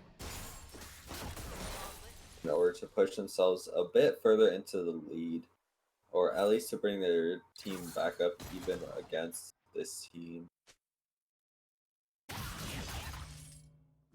as we see red buff getting stolen by Ezreal. You know, just trying to keep this jungle out of the hands of this team. As Ezreal with that red buff is going to be doing a little more damage. Oh man, the almost land from the Blitzcrank onto the Nautilus going in with a hook, rooting the Blitzcrank. They're going to get down and kill this Blitzcrank. TP from both top laners. They're now in full retreat in the mid lane. The Kled, he's in the back of the line. He's getting caught out. But the Wukong popping his ult as well is not enough to start the fight. The stun onto the Ezreal, dealing a good amount of damage, but not enough to get the kill. Ezreal constantly jumping forward, trying and poking hard into the line that is this team.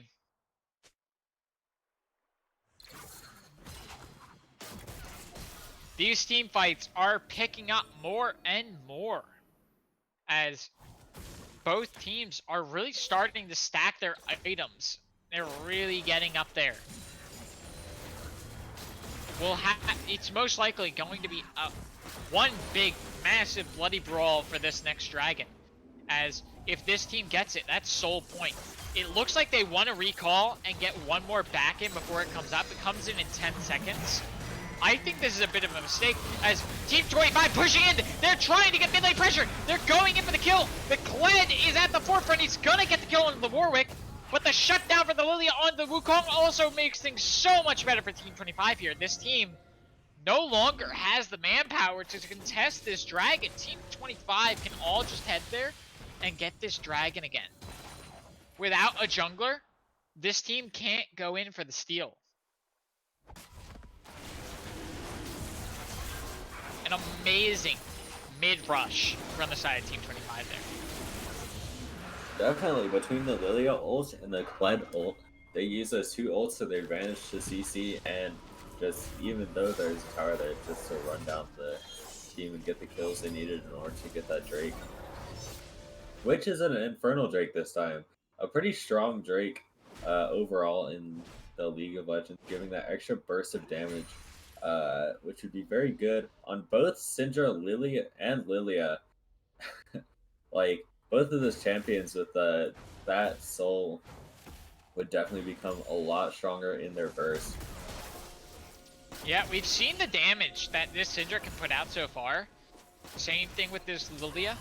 I would be very interested to just see how much extra damage they'll be getting from that Infernal Soul, and how much they're willing to fight for it to get that bonus. Both teams sort of posturing here in the river around the Baron Pit. They get the stun onto the Blitzcrank. They're charging in. Oh, the Gled is going in at the forefront. He's been rooted by the Nautilus. This team is not in a position to fight this. The Wukong's in the bot lane. They're getting chased through the jungle. The Nautilus doing work to knock up and root the chasing Team 25. Really showing his skill as that support. But they will get the turret in the bot lane finally. Wukong split pushing is starting to apply some pressure. And Lilia is going to recall and head bot lane to try to deal with this. But I don't think it's going to be... It will be enough of a threat to force this Wukong to back off. He won't get that second turret.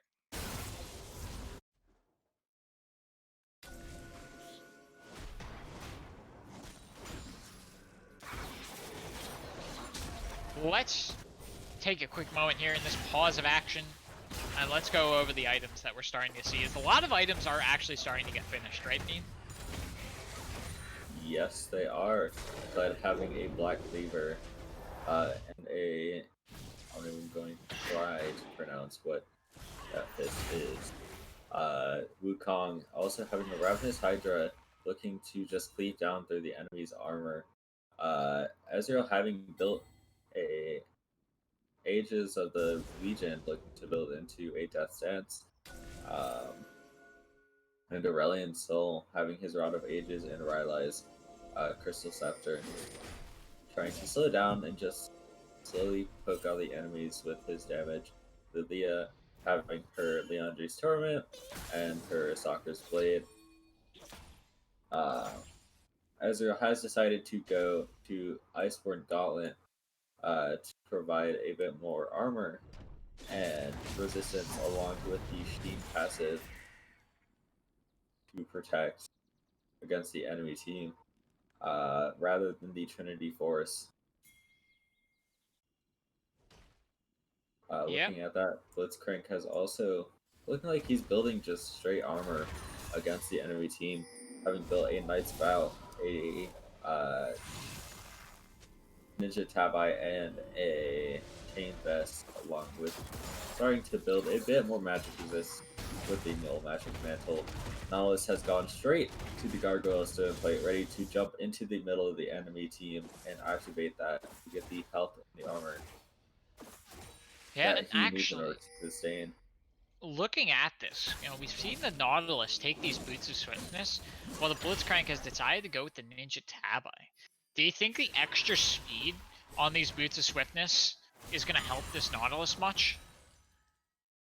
I definitely feel like it does help, as he has 421 movement speed, which is actually quite a bit for the champion that he is playing. Being able to both walk around kind of and just resist as much as Blitzcrank getting closed in on down here in the Dragon Pit. Nautilus going over the wall, surprising him. But he's going to get out of there as the rest of his team is finally here to back him up. This team does not want to take the risk of this team fight. So they're going to instead back off a little bit and not take this fight here. As Dragon is going to be up in 20 seconds. Wukong's already at the pit taking Scuttlecraft.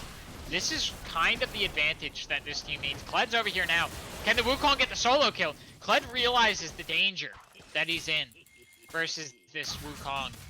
And Wukong is really trying to relentlessly punish him and get the initial kill. He's even popping his ult and using his clone to full on go in at this. But the Aurelion Soul is here now.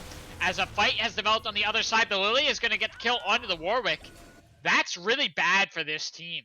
As while the Wukong was achieving their initial objective over here at the Dragon, without the Warwick, they can't really take this full-on Dragon fight. And that's just gonna give the Dragon to Team 25.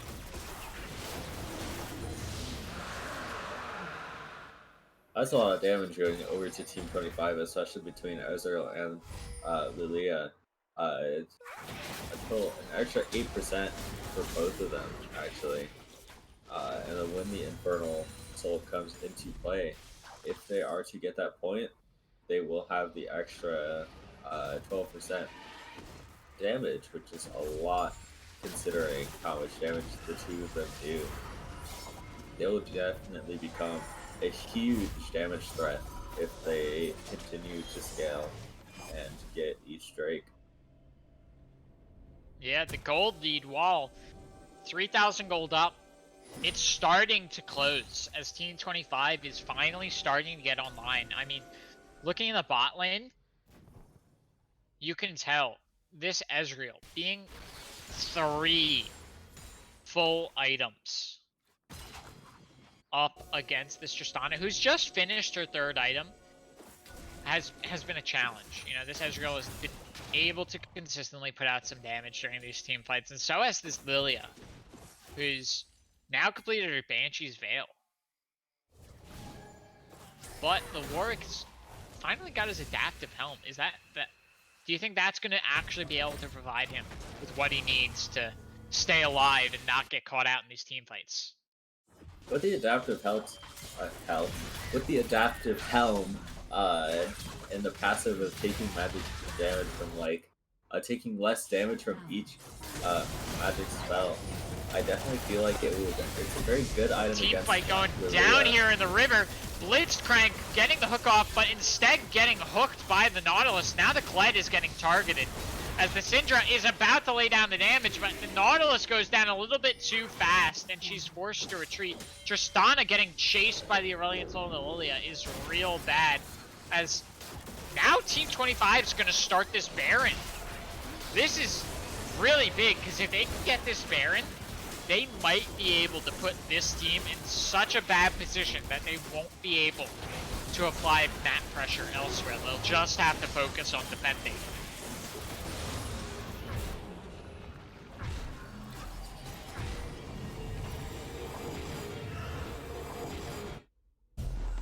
This is definitely looking like a game towards Team 25 having taken the Baron National and being able to push up pressure and also closing in the gap even further between the gold leads.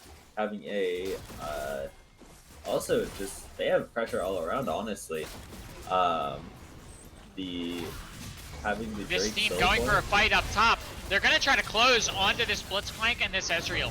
Ezreal been forced around. The Blitzcrank is getting targeted down now, and he's going to fall. Ezreal shortly falling right after. This is the fight that this team needs. They need to close in on 1 or 2 of these enemy champions, and they just proved that they can. Now, if they can keep consistently doing this, that's exactly how they want to handle this. I think they need to start sending someone to go down mid and deal with this Lilia. She's got a buffed up minion wave, and this tower is falling pretty fast. But they're going to instead try to counter push. They're going for a counter offensive. They're taking the top tower in response. They're pushing in. Wukong's down in the mid lane finally, now deal with this minion wave, and they're free to keep on pushing. Lilia, realizing Wukong's down there, is going to head top now and try to head off this retreat. Tristana at the forefront, getting some damage down. Oh my god, the shutdown of the Lilia! This is huge for them as they're going to now turn this around. Blitzcrank firing off and getting the Nautilus, but now the Blitzcrank is in danger. As, Kled goes down now to the nutcase. As the hook lands onto the Ezreal, he's been rooted up. The Nautilus goes down, but he's done his job and confirmed that Ezreal will fall. This team finally bringing it back. They are really getting these team fights back in their favor now as they're free to chase. They're going in. This Wukong is trying to get back onto these kills and keep them from being able to defend.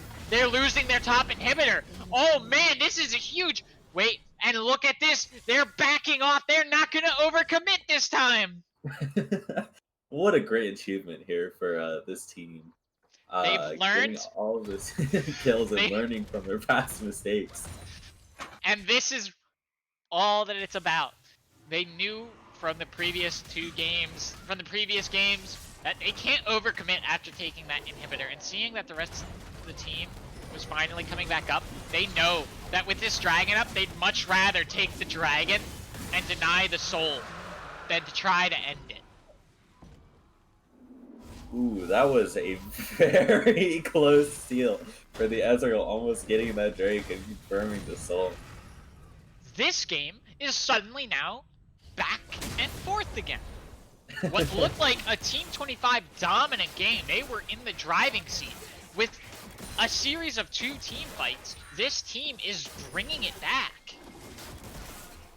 And it's exactly what they needed now, as Shutdown Gold is now going to put power back in the hands of these players. Closing up actually, not even closing up the gap. This team gaining back their lead in gold. Looking like they're definitely having the top inhib right now. They definitely are bringing their way back into the game. This game is back and forth, just like last time. A bit of overextension on both ends in the previous plays again, but obviously, this team deciding not to stay in their base this time has proven to work out for them, being able to get that Drake and denying a soul from Team 25. Wukong making his way up the bot lane. Continuing to push this bot lane pressure means that they have to devote Kled to constantly deal with him. But instead of just dealing with him, Lilia and Aurelion Sol are going to come in. Well, in the mid lane, the Blitzcrank, the Ezreal are going to get singled out. The Blitzcrank is really getting targeted, and he's going to go down. The flash over the wall and the root into the Ezreal. They're really going for this kill. The hook lands onto the Ezreal, but he gets through the wall. Now the Lilia is the target of this, as Lilia brought everyone to a nice drowsy sleep, throwing out the Nightcrawler. The Wukong gets shut down, and this team is now forced to retreat and get out of there.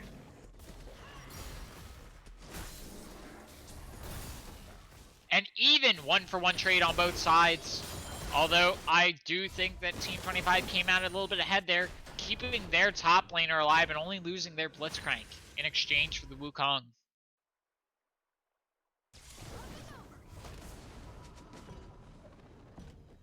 Looking at Wukong's build for a moment, he has built a Spirit Visage to increase the scaling from his Death Stance and protect against the Aurelion Sol and Lilia a bit more. Yeah, now this is going to be crucial. These next 2 minutes are going to be super important, as both sides are on soul point now.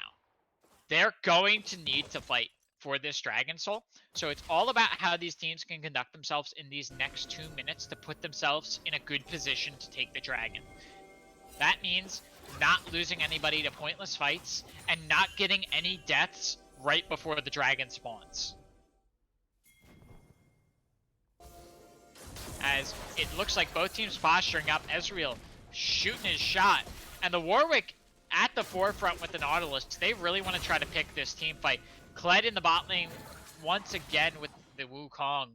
Those two down there just going after each other constantly means that we're going to see constant 4v4s elsewhere. The Blitzcrank charging ahead. He got stunned and now he's been caught out again. The damage is getting down, but the TPs on both bot laners. Oh man, the Blitzcrank falls, but so does the Warwick. Nautilus falls down now too, as well. Wukong is going after that Aurelion Sol, while over here, the Syndra and the Tristana are trying to take down the Lilia. The Lilia does fall down, and now it's just the Ezreal against Tristana and Lilia. Wukong has bought enough time that he can come up and he can get the kill onto the Ezreal. The Ezreal flash to avoid death means that he's going to get out of there safe and sound. This team, in my opinion, getting out a little bit better in that team fight, as the Dragon's going to be up at the same time that this Lilia is spawning, meaning that this team is starting Baron. They're going to take this Baron, and they're going to be in a good position to move right over to this Dragon Pit if Team 25 doesn't come over and try to stop them. The GA moments before, the GA bot by Tristana moments before this fight. As Team 25 is coming in, they're going to try to go for the steal, and this team has spotted this. they know what's going down, and they're gonna back off. They're gonna, I think, smartly give up this Baron.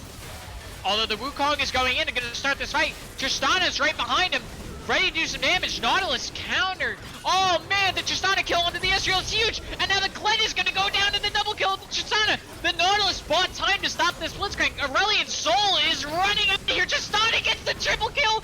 Can the Tristana get the kill onto it? No, it's the Syndra getting the kill on the Blitzcrank, and now all that this Lilia can do is sit in horror and watch as the Baron falls to this team. Syndra really chasing after this Lilia, trying to get this kill, while the rest of her team runs down to get the soul point. And to get the soul, actually. This was huge for this team. This is exactly what they needed, as they're now free to just take this dragon without any fight.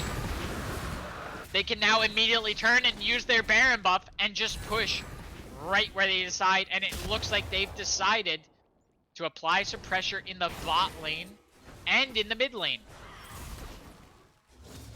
So just to think about that, the items, moments before that fight, Shisama had actually just bought a Guardian's Angel, and it had been procced, and she did die in that previous fight, but because of that item, she's able to come back, and because of that fact, she's able to get that triple kill, get the Baron, and help her team also get the Inferno break. Wukong getting that kill on the Lilia now. The Wukong, thanks to his items and scaling, he's now able to really 1v1 with this Lilia, and even with the Blitzcrank there, he's able to just do enough damage to target out that Lilia. Especially with this Infernal Soul. As the Blitzcrank gets caught out, and he's gonna get killed by the Tristana. This team is in such a good position. They're really throwing out the damage. The Syndra and the Wukong are just putting so much damage on. Their team comp is online, and this is what I was talking about in the draft. This is how they're putting up the fights, as they're going in relentlessly, getting kill after kill. Aurelion Sol trying alongside this Ezreal. The Ezreal's been suppressed, stunned, and knocked up. He's resurrecting thanks to his Guardian Angel, but he's going to quickly go down if he can't get out of there, and he will fall. This is looking like it's a this team game as the second and last turret on the core falls down. They're going for the core, they're going for the win, and the 2-0 victory goes to this team! The first playoff game that they've had to face is a complete victory for them.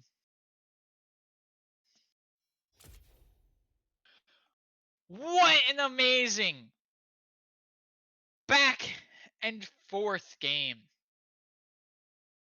Another back and forth game between this team and Team 25. Honestly, as in two very close games, the potential win going into both hands once again, but this team was able to take advantage of both their team comp and just their ability to take objectives to take the win again. I actually, Exactly. it was like a pattern between these two games. It's like there's constant trading, and all of a sudden Team 25 just seemed like they're really in a good spot, and then all of a sudden, like, this team just pops back up and wins the game. Yeah, this team really showing that they had the patience and they had a good mind. They had a plan in both games to set up for the late game. And especially in this game, they showed they lost, they were losing in the mid game. But suddenly, with a few key picks here and there, they were able to turn it around and start pushing into the base. And that, I think, was the huge turning point the moment they got that top inhibitor. Now, we are going to have to talk about MVP here, because throughout that game, for me at least, it's really back and forth about who this MVP should go to. Uh, I'm not sure if it's the Syndra who deserves this or the Tristana who deserves this for me. What do you think, Honest, Bean? Honestly, I'm kind of in the same spot as Syndra played the early so well, but then the Tristana just like really enforced her lead in the later game. And I do believe that it should honestly both the roles in such a good spot because the early game is what was also able to help Tristana scale up and be able to do what she did. But the Chisan was also able to go along with the carry lead and again to use her role as the 80 carry in order to help win the game, getting the last essential pick she needs. So I do feel like once again it should go to the Chisana. Yeah, on Capitan Snake getting our MVP here. And a congratulations to this team for an amazing 2-0 victory in what were two hard fought matches, back and forth slugfests. Team 25 really putting up fights and making this team fight for it every second of the match. That was an amazing series to watch, and I can't wait for the rest of the Season 4 playoffs. But thank you, everyone, for tuning in for this amazing game. It has been a pleasure to cast for you tonight. I've been Willis, King of Games, your play-by-play caster. And this is your color caster, Bean. And I hope you all have a good day. Have a Be ready wonderful night. and a wonderful night. Be ready to pop in for the next playoffs.